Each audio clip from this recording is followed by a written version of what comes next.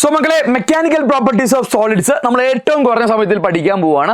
ചെറിയ പാഠമാണ്, വളരെ കുറച്ച് തിയറീസ് ഉള്ളൂ, വളരെ കിടിലൻ ട്രിക്സ് ഒക്കെ ഞാൻ വെച്ചിട്ടുണ്ട്. അപ്പോൾ അതുപോലെ പഠിച്ചാൽ മതി. സോ സ്റ്റാർട്ട് ചെയ്യാം. മെക്കാനിക്കൽ പ്രോപ്പർട്ടീസ് ഓഫ് സോളിഡ്സ് നിങ്ങൾ ആദ്യം അറിയേണ്ട കൺസെപ്റ്റ് എലാസ്റ്റിസിറ്റി എന്ന് പറഞ്ഞ കൺസെപ്റ്റാണ്. ഏതൊരു ഒബ്ജക്റ്റിനെയും നമ്മൾ പിടിച്ചു വലിച്ചു കഴിഞ്ഞാൽ അയാളെ ഷേപ്പ് അല്ലെങ്കിൽ സൈസ് അല്ലെങ്കിൽ അതിൻ്റെ വോളിയം എന്തെങ്കിലുമൊക്കെ മാറും. അപ്പോൾ ബേസിക്കലി നമ്മളൊരു ഫോഴ്സ് അപ്ലൈ ചെയ്താൽ ഒരാളെ കോലം മാറും. ഡിഷു എൻ്റെ മുഖത്തിൻ്റെ ഷേപ്പ് മാറി അല്ലേ. ബേസിക്കലി എൻ്റെ മുഖം ഇവിടെ ഡീഫോം ആയിട്ടുണ്ട്, ഷേപ്പ് മാറിയിട്ടുണ്ട്. പക്ഷേ ഞാൻ അപ്ലൈ ചെയ്ത ആ ഫോഴ്സ് റിമൂവ് ചെയ്താൽ എൻ്റെ മുഖം ആ ഒരു പഴയ സുന്ദരൻ ലുക്കിലോട്ട് വന്നു. സുന്ദരനല്ലേ? റെഡി. അപ്പോൾ തിരിച്ചു വരാനുള്ള ആ ഒരു കഴിവിനെ വിളിക്കുന്ന പേരാണ് എലാസ്റ്റിസിറ്റി. അപ്പോൾ ഒരു ഒബ്ജക്റ്റിൻ്റെ മുകളിൽ ഞാനൊരു അപ്ലൈഡ് ഫോഴ്സ് കൊടുത്തു, അല്ലെങ്കിൽ ഡീഫോമിങ് ഫോഴ്സ് കൊടുത്തു. എന്താണ് ഡീഫോമിങ് ഫോഴ്സ് കൊടുത്തു? Applied force or deforming force. അപ്പോൾ ആ അപ്ലൈഡ് ഫോഴ്സ് റിമൂവ് ചെയ്ത് കഴിഞ്ഞാൽ ഈ പുള്ളി തിരിച്ചു വരും അല്ലേ, റീഗെയിൻ ചെയ്യും. അതിൻ്റെ ഒറിജിനൽ ഷേപ്പ് അല്ലെങ്കിൽ സൈസൊക്കെ റീഗെയിൻ ചെയ്യാൻ ശ്രമിക്കും, അല്ലെങ്കിൽ താല്പര്യമുണ്ട്. അപ്പോൾ അതിന് അയാളെ സഹായിക്കുന്ന ഫോഴ്സാണ് റീസ്റ്റോറിങ് ഫോഴ്സ്. അപ്പോൾ ഇതുപോലെ തിരിച്ചു വരാനുള്ള ആ ടെൻഡൻസിനെ വിളിക്കുന്ന പേരാണ് എലാസ്റ്റിസിറ്റി. അങ്ങനെയുള്ള മെറ്റീരിയൽസിൻ്റെ പേരാണ് എലാസ്റ്റിക് മെറ്റീരിയൽസ്. എക്സാമ്പിൾസ് റബ്ബർ, സ്റ്റീലൊക്കെ എലാസ്റ്റിക് മെറ്റീരിയൽസ് ആണ്. ഇനി അതുപോലെ തന്നെയാണ് പ്ലാസ്റ്റിസിറ്റി എന്ന് പറഞ്ഞ കൺസെപ്റ്റ്. അതിന് നേരെ ഓപ്പോസിറ്റ്. ഇപ്പോൾ ചില ആൾക്കാരെ നമ്മൾ എന്ത് ചെയ്തു, ചില ആൾക്കാരെ ഷേപ്പ് മാറ്റി. ഓക്കെ, ഞാനൊരു ഫോഴ്സ് അപ്ലൈ ചെയ്തിട്ട് ഇയാളെ ഷേപ്പ് ഞാൻ മാറ്റി. പക്ഷേ ആ ഫോഴ്സ് റിമൂവ് ചെയ്താലും അവിടെ തിരിച്ചു വരാൻ പറ്റാത്ത ആൾക്കാരുണ്ട്. ഫോർ എക്സാമ്പിൾ, എൻ്റെ മുഖം മൈദ മാവ് കൊണ്ട്, നമ്മുടെ ചപ്പാത്തി മാവ് കൊണ്ട് കുഴച്ചാണെങ്കിൽ ഇഡ്ഡി കൊണ്ടാൽ എൻ്റെ മുഖത്തിൻ്റെ ഷേപ്പ് മാറും. റിലീസ് ചെയ്താൽ തിരിച്ച് അതുപോലെ ആവോ? ഇല്ല, ആയിപ്പോവും അല്ലേ. അപ്പോൾ തിരിച്ചു വരാൻ കഴിവില്ലായ്മയുള്ള ചില മെറ്റീരിയൽസ് ഉണ്ട്. അപ്പോൾ ആ കഴിവില്ലായ്മയെ വിളിക്കുന്ന പേരാണ് പ്ലാസ്റ്റിസിറ്റി. എലാസ്റ്റിസിറ്റിയുടെ നേരെ ഓപ്പോസിറ്റ് ആണ് plasticity. So it is the inability of a body to regain its original shape, size, volume ഒക്കെ കേട്ടോ. അപ്പോൾ പ്ലാസ്റ്റിക് ആയിട്ടുള്ള മെറ്റീരിയൽസ് ഉണ്ട്. അപ്പോൾ പ്ലാസ്റ്റിക് മെറ്റീരിയൽസിൻ്റെ എക്സാമ്പിൾ പഠിച്ചോളൂ. നീഡഡ് ഫ്ലോർ അല്ലെങ്കിൽ ഡോ എന്ന് പറയും, നമ്മുടെ മാവ്.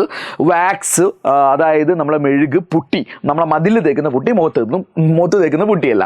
സോ നെക്സ്റ്റ് സ്ട്രെസ് എന്ന് പറഞ്ഞ കൺസെപ്റ്റ് ആണ് പഠിക്കേണ്ടത്. മക്കളെ, സ്ട്രെസ് എന്ന് പറഞ്ഞു കഴിഞ്ഞാൽ നമ്മൾ റിയൽ ലൈഫിലെ സ്ട്രെസ്സിനോട് ഓൾമോസ്റ്റ് ഈക്വൽ ആണ്. അപ്പോൾ ഇവിടെ നമ്മളൊരു ഫോഴ്സ് അപ്ലൈ ചെയ്തു അല്ലേ.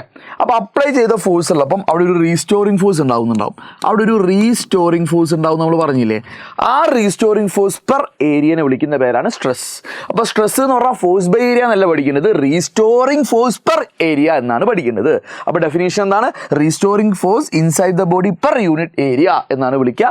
അപ്പോൾ അതിനെ നമുക്ക് stress is equal to F/A എന്ന് എഴുതാം. ചില ടെക്സ്റ്റ് ബുക്കുകളിൽ സ്ട്രെസ്സിന് ഇങ്ങനെ സിഗ്മ എന്നുള്ള റെപ്രസെൻറ്റേഷൻ കൊടുക്കാറുണ്ട്. ജനറലി നമ്മൾ കൊടുക്കാറില്ല, സ്റ്റിൽ അങ്ങനെ ഉണ്ടെന്ന് ഓർത്ത് വെക്കുക.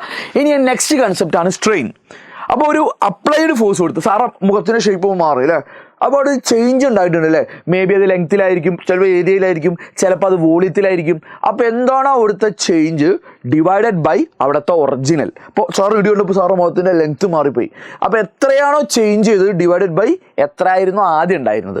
അപ്പോൾ change in dimension by original dimension. ഈ ഡയമെൻഷൻ എന്ന് പറഞ്ഞാൽ ലെങ്ത് ആവാം, വോളിയം ആവാം, ഏരിയ വെച്ചിട്ടൊക്കെ പല രീതിയിൽ നമുക്ക് റെപ്രസെൻറ്റ് ചെയ്യാം. അപ്പോൾ സ്ട്രെയിൻ ഇതാണ്. ഇനി ഇവർ രണ്ടുപേരെ യൂണിറ്റ് പഠിച്ചോ. സ്ട്രെസ്സിൻ്റെ unit newton per metre square ആണ്, അല്ലെങ്കിൽ പാസ്കൽ എന്ന് പറയും. ഈ സ്ട്രെയിൻ എന്തില്ല, യൂണിറ്റും ഇല്ല, ഡയമെൻഷനും ഇല്ല കേട്ടോ. സ്ട്രെസ്സിൻ്റെ അതേ യൂണിറ്റ് ഉള്ള ഒരാളുണ്ട്, അത് ഏതാ നിങ്ങൾ ഓർത്തെ? സ്ട്രെസ്സിൻ്റെ അതേ യൂണിറ്റ്, അതേ കൺസെപ്റ്റ് ഒരാളുണ്ട്, ദാറ്റ് ഈസ് പ്രഷർ. അപ്പോൾ പ്രഷറിൻ്റെ അതേ യൂണിറ്റും ഡയമെൻഷനുമാണ് ആർക്ക്? സ്ട്രെസ്സിനും കൂടി അറിഞ്ഞു വെക്കുക. ഇനി നമുക്ക് നെക്സ്റ്റ് പഠിക്കാനുള്ളത് Hooke's law of elasticity. Hooke's law for elasticity പറയുന്നത് ഒരു പരിധി വരെ അല്ലെങ്കിൽ ചെറിയ രീതിയിലുള്ള ഇടിവ് കൊള്ളുന്ന സമയത്ത്, ചെറിയ രീതിയിലുള്ള ഡീഫോർമേഷൻ്റെ സമയത്ത്, for small deformation or within elastic limit, ഒരു പരിധി വരെ സ്ട്രെസ് കൂടുമ്പം സ്ട്രെയിൻ കൂടും. Stress is directly proportional to strain. സിമ്പിളായി പറയുകയാണെങ്കിൽ ഒരു ഒബ്ജക്റ്റ് ഞാൻ എന്ത് ചെയ്യുന്നു, ഒരു റബ്ബർ ബാൻഡ് ഞാൻ കൂടുതൽ ശക്തിയിൽ വലിച്ചാൽ അയാളെ ലെങ്ത് കൂടുതൽ ചേഞ്ച് ചെയ്യും. ആ കൂടുതൽ ശക്തി കൊടുക്കുന്നു, അപ്പോൾ അവിടെ റീസ്റ്റോറിംഗ് ഫോഴ്സ് വരുന്നു, അപ്പോൾ സ്ട്രെസ് കൂടി. ഇനി അപ്പോൾ അയാളെ ലെങ്ത് കൂടുന്നു, അപ്പോൾ ബേസിക്കലി ചേഞ്ച് കൂടി, അപ്പോൾ സ്ട്രെയിനും കൂടി. അപ്പോൾ കൂടുതൽ ശക്തി പിടിച്ചു വലിച്ചാൽ കൂടുതൽ ലെങ്ത് കൂടും. അങ്ങനെ ആലോചിച്ചാൽ മതി. അതാണ് ഈ stress directly proportional to strain എന്ന് പറയുന്നത്. അപ്പോൾ അവരൊരു കോൺസ്റ്റന്റ് കൊണ്ട് മൾട്ടിപ്ലൈ ചെയ്യാം. അപ്പോൾ ആ കോൺസ്റ്റന്റ് കിട്ടാൻ എന്താ വേണ്ടത്? സ്ട്രെസ്സിനെ സ്ട്രെയിൻ കൊണ്ട് ഡിവൈഡ് ചെയ്യാം. അപ്പോൾ സ്ട്രെസ്സിനെ സ്ട്രെയിൻ കൊണ്ട് ഡിവൈഡ് ചെയ്താൽ, അല്ലെങ്കിൽ അവർ തമ്മിലുള്ള റേഷ്യോനെ വിളിക്കുന്ന പേരാണ് മോഡുലസ് ഓഫ് എലാസ്റ്റിസിറ്റി. തിരിച്ചും പറയാറുണ്ട്, എലാസ്റ്റിക് മോഡുലസ് എന്നും പറയാറുണ്ട്. ഒക്കെ സെയിം തന്നെയാണ്. ഇനി നമുക്ക് നെക്സ്റ്റ് പഠിക്കാനുള്ളത് 3 തരം സ്ട്രെസ് പഠിക്കുന്നുണ്ട്, 3 തരം സ്ട്രെയിൻ പഠിക്കുന്നുണ്ട്. അതുകൊണ്ട് 3 തരം മോഡുലസ് മോഡുലസ് ഓഫ് എലാസ്റ്റിസിറ്റി ഉണ്ട്. കിഡിലൻ ട്രിക്കാണ്, ഒറ്റയടിക്ക് പഠിക്കാം. ഇത് സെപ്പറേറ്റ് പഠിക്കരുത്, ഒറ്റയടിക്ക് പഠിക്കുക. സോ സ്ട്രെസ് ആൻഡ് സ്ട്രെയിന് അതേപോലെ മോഡുലസ് ഓഫ് എലാസ്റ്റിസിറ്റി ഒക്കെ 3 തരമാണ്. അപ്പം സ്ട്രെസ്സും സ്ട്രെയിനും നമുക്ക് ക്ലാസിഫൈ ചെയ്ത് സ്റ്റാർട്ട് ചെയ്യാം. 3 തരമാണ്. ഒന്ന് ലോഞ്ചിറ്റ്യൂഡിനൽ, മറ്റൊന്ന് ഷിയറിംഗ് അല്ലെങ്കിൽ ടാൻജൻഷ്യൽ, രണ്ടുപേരും യൂസ് ചെയ്യും. മൂന്നാമത്തെ കാറ്റഗറിയാണ് വോളിയം അല്ലെങ്കിൽ ഹൈഡ്രോളിക്. പേര് മറക്കരുത്, ലോഞ്ചിറ്റ്യൂഡിനൽ, ഷിയറിംഗ് ഓർ ടാൻജൻഷ്യൽ രണ്ടും സെയിം ആണ്. വോളിയം അല്ലെങ്കിൽ ഹൈഡ്രോളിക്കും രണ്ടും സെയിം ആണ്. അപ്പോൾ പേരുകൾ നിങ്ങൾ തെറ്റിയിരിക്കരുത്. ഇനി ഫസ്റ്റ് കൺസെപ്റ്റ് എന്താണെന്ന് വെച്ച് കഴിഞ്ഞാൽ, ഞാൻ എന്ത് ചെയ്തു, സാർ ഇടിച്ചപ്പോൾ സാറെ മുഖത്തിൻ്റെ ലെങ്ത്ത് മാത്രം ചേഞ്ചായി വിചാരിക്കും. അപ്പം ലെങ്ത്ത് മാത്രം ചേഞ്ച് ആണെങ്കിൽ, ചേഞ്ച് ഇൻ ലെങ്ത്ത് ഉണ്ടാവുകയാണെങ്കിൽ ലോഞ്ചിറ്റ്യൂഡിനൽ എന്നാ പറയാം. ലോഞ്ചിറ്റ്യൂഡിനൽ എന്ന് പറഞ്ഞാൽ ചേഞ്ച് ഇൻ ലെങ്ത് ഉണ്ടാകുന്ന സമയത്തുള്ള സ്ട്രെസ്സും സ്ട്രെയിനും. റെഡി? അപ്പോൾ ഏത് സ്ട്രെസ്സിൻ്റെ ഇക്വേഷൻ എങ്ങനെയാ? Force by area. അപ്പോൾ അതിൻ്റെ മുമ്പ് ലോഞ്ചിറ്റ്യൂഡിനൽ എഴുതിയാൽ മതി. ഇനി അവിടുത്തെ സ്ട്രെയിൻ കാണുമ്പോൾ എങ്ങനെയാ? ലോഞ്ചിറ്റ്യൂഡിനൽ സ്ട്രെയിൻ എഴുതുമ്പോൾ എങ്ങനെയാ? അവിടുത്തെ ഒറിജിനൽ ലെങ്ത്, ആദ്യം ഉണ്ടായിരുന്ന ലെങ്ത് എല്ല്, ഞാനൊരു ഫോഴ്സ് കൊടുത്തപ്പോൾ ഡെൽറ്റ എല്ല് കൂടി. അപ്പോൾ ചേഞ്ച് ഡിവൈഡഡ് ബൈ ഒറിജിനലാ, അല്ല ഒറിജിനൽ ബൈ ചേഞ്ച് അല്ല. അപ്പോൾ എത്രയാ ചേഞ്ച് ആയത്? Delta L divided by original L. അപ്പോൾ ലോഞ്ചിറ്റ്യൂഡിനൽ സ്ട്രെയിൻ കാണാൻ ഡെൽറ്റ എൽ ബൈ എൽ എന്ന് എഴുതാം. ഇനി നമ്മൾ മോഡുലസ് ഓഫ് എലാസ്റ്റിസിറ്റി എന്താ പഠിച്ചേ? അല്ലെ എലാസ്റ്റിക് മോഡുലസ് എന്താ പഠിച്ചേ? Stress divided by strain. അപ്പോൾ ഇവിടെയുള്ള സ്ട്രെസ്സിനെ, അതായത് ലോഞ്ചിറ്റ്യൂഡിനൽ സ്ട്രെസ്സിനെ ലോഞ്ചിറ്റ്യൂഡിനൽ സ്ട്രെയിൻ കൊണ്ട് ഡിവൈഡ് ചെയ്താൽ നമുക്ക് ഒരു മോഡുലസ് ഓഫ് എലാസ്റ്റിസിറ്റി കിട്ടും. അയാളെ വിളിക്കുന്ന പേരാണ് യങ്സ് മോഡുലസ്. അപ്പോൾ മക്കളെ, യങ്സ് മോഡുലസ് എന്ന് പറഞ്ഞാൽ വളരെ സിമ്പിളാണ്. ലോഞ്ചിറ്റ്യൂഡിനൽ സ്ട്രെസ്സിനെ ലോഞ്ചിറ്റ്യൂഡിനൽ സ്ട്രെയിൻ കൊണ്ട് ഡിവൈഡ് ചെയ്യുക. അവർ തമ്മിലുള്ള റേഷ്യോ ആണ്, ഡെഫിനേഷൻ ചോദിക്കും. ആൻഡ് അയാളുടെ യൂണിറ്റ് നിങ്ങൾ ശ്രദ്ധിച്ചോ, അയാളുടെ യൂണിറ്റുകൾ, എല്ലാ മോഡുലസിൻ്റെ യൂണിറ്റുകൾ ന്യൂട്ടൺ പെർ മീറ്റർ സ്ക്വയർ അല്ലെങ്കിൽ പാസ്കൽ ആയിരിക്കും. അപ്പോൾ യങ്സ് മോഡുലസിനെ Y എന്നാണ് റെപ്രസെന്റ് ചെയ്യുക. Longitudinal stress force by area divided by longitudinal strain delta L by L. ഇത്രയേ ഉള്ളൂ, വെരി സിമ്പിൾ. ഇത് വെച്ച് നിങ്ങൾക്ക് വേണേൽ റീഅറേഞ്ച്മെന്റ് ഒക്കെ ചെയ്യാം. റെഡി? ഇനി രണ്ടാമത്തെ കാര്യം, ഷിയറിംഗ് സ്ട്രെസ് അല്ലെങ്കിൽ ടാൻജൻഷ്യൽ സ്ട്രെസ് അല്ലെങ്കിൽ ടാൻജൻഷ്യൽ സ്ട്രെയിൻ, രണ്ടും ഒന്നാണ്. അതായത് ഇപ്പോൾ ഫോർ എക്സാമ്പിൾ ഒരാളെ ഞാൻ എന്ത് ചെയ്തു, ഇടിച്ചു, അയാളെ ഷേപ്പ് മാറി, പക്ഷെ അവിടുത്തെ വോളിയം മാറില്ല വിചാരിക്കും. ഷേപ്പ് ചേഞ്ച് ചെയ്തു, പക്ഷെ വോളിയം മാറില്ല, വോളിയം അത് തന്നെ. അങ്ങനെയുള്ള കൺസെപ്റ്റ് ആണെങ്കിൽ അതാണ് ഷിയറിംഗ് അല്ലെങ്കിൽ ടാൻജൻഷ്യൽ. Very simple. അപ്പോൾ ഷേപ്പ് ചേഞ്ച് ചെയ്യുന്നു ബട്ട് വോളിയം ചേഞ്ച് ചെയ്യുന്നില്ല. ആ തരത്തിലുള്ള സ്ട്രെസ്സിനെയും ആ സമയത്തുള്ള സ്ട്രെയിനെയും നമ്മൾ ഷിയറിംഗ് അല്ലെങ്കിൽ ടാൻജൻഷ്യൽ സ്ട്രെസ്സും ടാൻജൻഷ്യൽ സ്ട്രെയിനും പറയുന്നു. അപ്പം നമുക്ക് നോക്കാം. എന്താ ഷിയറിംഗ് സ്ട്രെസ്സിൻ്റെ ഇക്വേഷൻ? Force by area. അതൊന്നുമില്ല, നേരെ ഫോഴ്സ് ബൈ ഏരിയ എഴുതിയാൽ മതി. ഇവിടെ ഈ ഒബ്ജക്റ്റ് ഞാനിങ്ങനെ സൈഡിൽ നിന്ന് ഇങ്ങനെ ഉന്താണ്, സൈഡിൽ നിന്ന് ഇങ്ങനെ ഇതിൻ്റെ ടോപ്പ് മാത്രം ഞാനിങ്ങനെ ഫോഴ്സ് കൊടുത്താൽ അയാളെ താഴ്ഭാഗം ഫിക്സ് ആണെങ്കിൽ ഇയാളിങ്ങനെ ചെരിഞ്ഞു. അപ്പോൾ ഇവിടെയുള്ള ഒരു പോയിന്റ് ഇവിടെ എത്തിപ്പോവും. അപ്പോൾ അവിടെ ഒരു ഡിസ്പ്ലേസ്മെൻറ്റ് ഉണ്ടായിട്ടുണ്ട്, ഒരു ചേഞ്ച് ഉണ്ടായിട്ടുണ്ട്. അപ്പോൾ അതാണ് അവിടുത്തെ ചേഞ്ച് ഡിവൈഡഡ് ബൈ അവിടെ മാറാതെ അല്ലെ ഒറിജിനൽ ഉണ്ടായിരുന്ന ഈ ലെങ്ത് എല്ലിന് നമ്മൾ എടുക്കുന്നു. അപ്പോൾ അവിടെ ഷിയറിംഗ് സ്ട്രെയിൻ എഴുതുക ഡെൽറ്റ എക്സ് ബൈ എക്സ് അല്ല, ഡെൽറ്റ എക്സ് ബൈ എൽ ആണ്. ഓക്കെ, ഇനി അത് ഒരു ട്രിഗ്നോമെട്രി പ്രകാരം അത് അവിടുത്തെ ആംഗിൾ തീറ്റ നമ്മൾ റേഡിയനിൽ റെപ്രസെന്റ് ചെയ്താൽ ഡെൽറ്റ എക്സ് ബൈ എൽ തീറ്റയ്ക്ക് ഈക്വൽ ആയിരിക്കും. ആ തീറ്റ എന്തിലായിരിക്കണം? റേഡിയനിലായിരിക്കണം. ഇത്രയേ ഉള്ളൂ. ഓക്കെ, ഇനി അവർ നമ്മളെ റേഷ്യോ, ഏതൊരു സ്ട്രെസ്സിൻ്റെയും സ്ട്രെയിനും നമ്മൾ റേഷ്യോനെ മോഡുലസ് ഓഫ് എലാസ്റ്റിസിറ്റി എന്നാണ് വിളിക്കുക. അപ്പോൾ ഈ തരത്തിലുള്ള ഷിയറിംഗ് സ്ട്രെസ്സിനെയും ഷിയറിംഗ് സ്ട്രെയിനും തമ്മിലുള്ള റേഷ്യോനെ നമ്മൾ വിളിക്കുന്ന പേരാണ് ഷിയർ മോഡുലസ്. അതിൻ്റെ സിമ്പിൾ G ആണ്. അപ്പോൾ നമ്മൾ ഇക്വേഷൻ സബ്സ്റ്റിറ്റ്യൂട്ട് ചെയ്തു. Shearing stress force by area, shearing strain delta X by L. Or നമുക്ക് എങ്ങനെ എഴുതാം? ഷിയറിംഗ് സ്ട്രെസ്സിനെ force by area divided by shearing സ്ട്രെയിനെ തീറ്റ എന്നും എഴുതാം. പക്ഷെ ആ തീറ്റ എന്തിലായിരിക്കണം? Should be in radian. പരിപാടി കഴിഞ്ഞു. ഇവിടെ പറഞ്ഞതിനെ നേരെ തിരിച്ചിട്ടെ, അതായത് ഷേപ്പ് ചേഞ്ച് ചെയ്യാതെ വോളിയം ചേഞ്ച് ചെയ്യുന്ന ഒരു കേസ് ഉണ്ടോ? ഉണ്ട്. അതാണ് മൂന്നാമത്തെ കേസ്. ദാറ്റ് ഈസ് വോളിയം അല്ലെങ്കിൽ ഹൈഡ്രോളിക് സ്ട്രെസ്സും ഹൈഡ്രോളിക് സ്ട്രെയിനും അയാളുടെ ഒരു മോഡുലസും. സ്റ്റാർട്ട് ചെയ്യാം. അതായത് ഞാനൊരു ഒബ്ജക്റ്റിനെ, അതേപോലെ ഒരു സ്പിയറിനെ ഒരു ഫ്ലൂയിഡിൽ, ഒരു ലിക്വിഡ് ഡ്രോപ്പ് ചെയ്ത് വിചാരിക്കും. എന്താ സംഭവിക്കുക? ഇതിൻ്റെ എല്ലാ സൈഡിൽ നിന്നും ഇയാൾക്ക് ഫോഴ്സ് എക്സ്പീരിയൻസ് ചെയ്യും. എല്ലാ സൈഡിൽ നിന്നും ഈക്വൽ ആയിട്ട് ഫോഴ്സ് എക്സ്പീരിയൻസ് ചെയ്യുന്നതുകൊണ്ട് ഇയാളെ ഷേപ്പ് മാറാതെ ഇയാൾ ചെറുതായി പോകും. അപ്പോൾ അയാളെ വോളിയം ഷ്രിങ്ക് ചെയ്തു, വോളിയം കുറഞ്ഞു. ആദ്യം ഉണ്ടായിരുന്ന വോളിയം V, ഇപ്പോൾ ഡെൽറ്റ V വോളിയം കുറഞ്ഞു. ഓക്കെ, അപ്പോൾ അയാളെ ഷേപ്പ് ചേഞ്ച് ചെയ്യാതെ വോളിയം ചേഞ്ച് ചെയ്തെങ്കിൽ അതിനെ വിളിക്കുന്ന പേരാണ് വോളിയം അല്ലെങ്കിൽ ഹൈഡ്രോളിക് സ്ട്രെസ്. ഈ സമയത്ത് സ്ട്രെസ് എങ്ങനെ എഴുതുക? Volume stress is equal to force by area. പക്ഷേ ഇയാളുടെ കേസിൽ മാത്രം നമ്മളെ ലിക്വിഡ് കാരണം ഉണ്ടാകുന്ന എക്സസ് പ്രഷർ എന്ന് വേണം നമുക്ക് റെപ്രസെൻറ്റ് ചെയ്യാം. സോ ഇയാളുടെ കേസ് മാത്രം F by A is equal to delta P എന്ന് എഴുതാം, അല്ലെങ്കിൽ P എന്ന് എഴുതാം. ഈ കേസിൽ മാത്രമാണ്, ബാക്കി കേസിലൊന്നും നമ്മൾ പി എന്ന് എഴുതില്ല സ്ട്രെസ്സിനെ. ഇനി ഇവിടുത്തെ സ്ട്രെയിൻ എന്തായിരിക്കും? അവിടെ ചേഞ്ച് എത്രയാ? Delta V. പക്ഷെ വോളിയം കുറഞ്ഞതുകൊണ്ട് ഒരു മൈനസ് അവിടെ ആഡ് ചെയ്തില്ലെങ്കിലും കുഴപ്പമില്ല, divided by original volume V. ഇനി അവർ നമ്മളെ ratio volume stress divided by volume strain, ആ റേഷ്യോനെ വിളിക്കുന്ന പേരാണ് ബൾക്ക് മോഡുലസ്. പരിപാടി കഴിഞ്ഞു. ബൾക്ക് മോഡുലസിന്റെ സിമ്പിൾ ബി ആണ്. അപ്പം എന്താണ്, വോളിയം സ്ട്രെസ്സിനെ ഞാൻ ഡെൽറ്റ പി എന്ന് എഴുതി, വോളിയം സ്ട്രെയിനെ minus delta V by V എന്ന് എഴുതി. ആ മൈനസ് ഡിനോട്ട് ചെയ്യുന്നത് എന്തിനായിരിക്കും? വോളിയം കുറയുന്നു സൂചിപ്പിക്കാനാണ്. ഇതോടുകൂടി നിങ്ങൾ ഒറ്റയടിക്ക് സ്ട്രെസ്, സ്ട്രെയിൻ ആൻഡ് മോഡുലസ് മൂന്നും പഠിച്ചു. ഇനി ഇവിടെ നിന്നുള്ള എക്സ്ട്രാ പോയിന്റ്സ് പഠിക്കാം. Slope of stress strain graph ശ്രദ്ധിക്കണം. Slope of stress strain graph. അപ്പോൾ സ്ട്രെസ് ഞാൻ വൈ ആക്സിസിലും സ്ട്രെയിൻ ഞാൻ എന്തിലും എടുത്തു? എക്സ് ആക്സിലും എടുത്തു. അപ്പോൾ അതിൻ്റെ ഷേപ്പ് ഇങ്ങനെയാണെന്ന് വിചാരിക്കും. ലെറ്റ്സ് ഷേപ്പ് ഇങ്ങനെയാണ്. അപ്പോൾ ഇയാളുടെ സ്ലോപ്പ് കണ്ടാൽ you will get Y by X. അപ്പോൾ ആരായിരിക്കും? Stress by strain. അപ്പോൾ അതാരാ? അത് മോഡുലസ് ഓഫ് എലാസ്റ്റിസിറ്റി ആണ് കേട്ടോ. അത് മോഡുലസ് ഓഫ് എലാസ്റ്റിസിറ്റി. ചില കുട്ടികൾ ഇതിനെ യങ്സ് മോഡുലസ് എഴുതാറുണ്ട്, കുഴപ്പമൊന്നുമില്ല. പക്ഷേ ജനറലി മോഡുലസ് ഓഫ് എലാസ്റ്റിസിറ്റി. ഓരോ സിറ്റുവേഷനിൽ എഴുതുമ്പോൾ ഓരോരോ മോഡുലസ് കിട്ടും. അപ്പോൾ മോഡുലസ് ഓഫ് എലാസ്റ്റിസിറ്റി എന്ന് എഴുതിയാൽ ആൻസർ മതി. ആൻഡ് ഒരു കാര്യം കൂടി, ഇതിൻ്റെ ഷേപ്പ് സ്ട്രെയിറ്റ് ലൈൻ ആണ്. ഇത് സ്ട്രെയിറ്റ് ലൈൻ ആണെങ്കിൽ ഹൂക്സ് ലോ ഒബേ ചെയ്യും. ഹൂക്സ് ലോ ഒബേ ചെയ്യുന്ന ആൾക്കാരാണ് ഇങ്ങനത്തെ കളർ ഉണ്ടാവുക, സ്ട്രെയിറ്റ് ലൈൻ ഉണ്ടാവുക. ഹൂക്സ് ലോ ഒബേ ചെയ്യുന്നില്ലെങ്കിൽ ഇതേപോലെ വളവും തിരിവൊക്കെയാണ്. അപ്പോൾ ഹൂക്സ് ലോ ഒബേ ചെയ്യുന്നില്ലെങ്കിൽ ലീനിയർ അല്ല, അതായത് ഗ്രാഫ് വളവും തിരിവൊക്കെ ഉണ്ടാവും. ദാറ്റ്സ് ഇറ്റ്, കഴിഞ്ഞു. ഇനി അടുത്ത പരിപാടി, നമുക്കൊരു മെറ്റലിൻ്റെ അല്ലെങ്കിൽ ഒരു ടെൻസൈൽ മെറ്റീരിയലിൻ്റെ സ്ട്രെസ് സ്ട്രെയിൻ ഗ്രാഫ് പഠിക്കാനുണ്ട്. അപ്പോൾ ഇത് വളരെ ഇമ്പോർട്ടൻ്റ് ആണ്, ഇവിടുന്ന് ചോദ്യം വരും. അപ്പോൾ എന്താ പരിപാടി എന്ന് വെച്ച് കഴിഞ്ഞാൽ, നമ്മൾ അതേപോലെ ഒരു സ്ട്രെയിൻ വരച്ചു, സ്ട്രെസ്സും ആക്സിസിൽ വരച്ചു. എന്നിട്ട് ഞാനൊരു വയറിനെ ഇങ്ങനെ ലെങ്ത്ത് ഇങ്ങനെ കൂട്ടുക, ഞാൻ അയാളെങ്ങനെ പിടിച്ചിങ്ങനെ വിരിക്കുക. ആ സമയത്തുള്ള ഗ്രാഫ് ഏതാണ്ട് ഇങ്ങനെ ആയിരിക്കും. അപ്പോൾ അവിടുത്തെ കുറച്ച് പോയിന്റ്സുകളാണ് നിങ്ങൾ പഠിക്കേണ്ടത്. ഗ്രാഫിൻ്റെ സ്റ്റാർട്ടിങ് എവിടെയാണ്? ആ ഒ മുതൽ എ വരെ ഗ്രാഫ് സ്ട്രെയിറ്റ് ലൈൻ ആണ്. ഒ മുതൽ എ വരെ ഗ്രാഫ് സ്ട്രെയിറ്റ് ലൈൻ ആണ്. അവിടെ ഹൂക്സ് ലോ ഒബേ ചെയ്യും അല്ലേ? സ്ട്രെയിറ്റ് ലൈൻ ആണെങ്കിൽ ഹൂക്സ് ലോ ഒബേ ചെയ്യില്ലേ? ഞാൻ പറഞ്ഞില്ലേ സ്ട്രെയിറ്റ് ലൈൻ ആണ്, ഹൂക്സ് ലോ ഒബേ ചെയ്യും. അപ്പോൾ ഗ്രാഫ് നോക്കിയാൽ തന്നെ ഒ മുതൽ എ വരെ സ്ട്രെയിറ്റ് ലൈൻ ആണ്, അപ്പോൾ ഹൂക്സ് ലോ ഒബേ ചെയ്യും. അപ്പോൾ എ കഴിഞ്ഞ് കഴിഞ്ഞാൽ പിന്നെ സ്ട്രെയിറ്റ് ലൈൻ അല്ല. അപ്പോൾ എ കഴിഞ്ഞാൽ പിന്നെ അനുസരിക്കുകയോ ഇല്ല.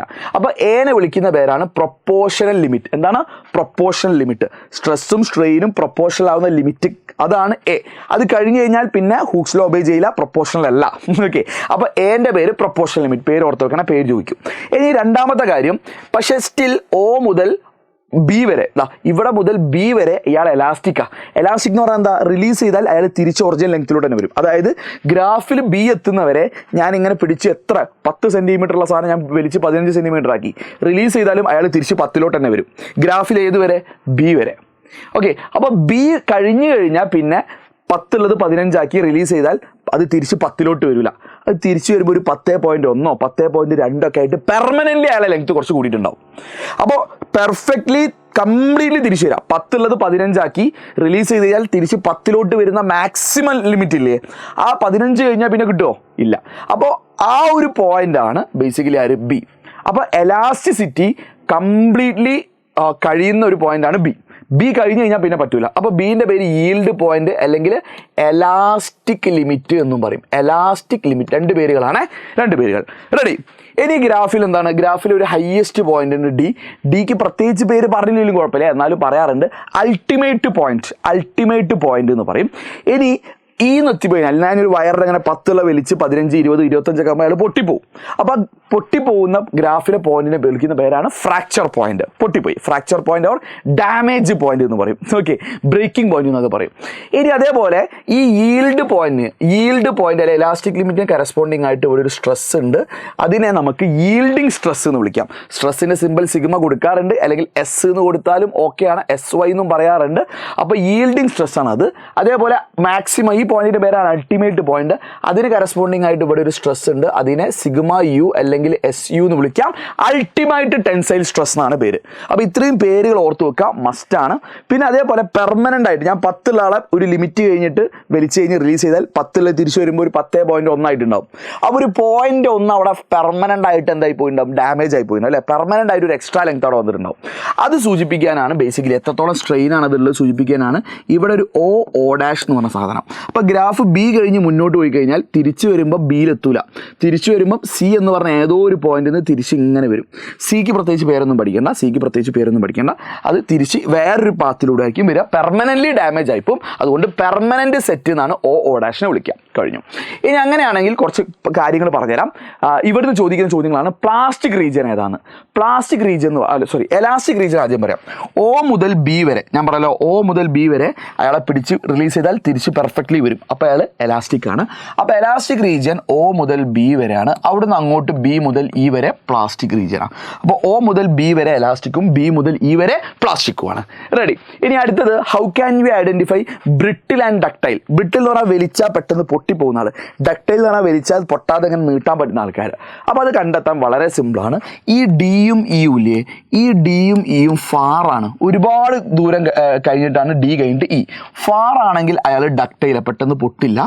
ആൻഡ് ഫ്രാജൈൽ അല്ലെങ്കിൽ ബ്രിട്ടിൽ എന്ന് പറയും. ബ്രിട്ടിൽ അല്ലെങ്കിൽ ഫ്രാജൈൽ ആയുള്ള ആൾക്കാർ വളരെ ക്ലോസ് ആയിരിക്കും. ഈ ഡിയും ഇയും വളരെ അടുത്തായിരിക്കും കേട്ടോ.